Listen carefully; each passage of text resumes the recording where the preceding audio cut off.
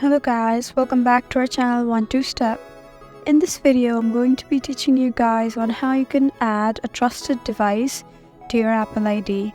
So to do that, first of all, you need to be in the app library and then just find settings and open it. And now you can see on the top, there is a bar with your name on it. And under it says Apple ID, iCloud, media and purchases. It's right over here. Tap on it. And now, all you need to do is, you can either go to sign in and security over here, just tap on it. And you can see this legacy contact over here. It says a legacy contact is someone you trust to have access to the data in your account after your death. You can either do this and add that trusted contact or your trusted device on it, or you can just go.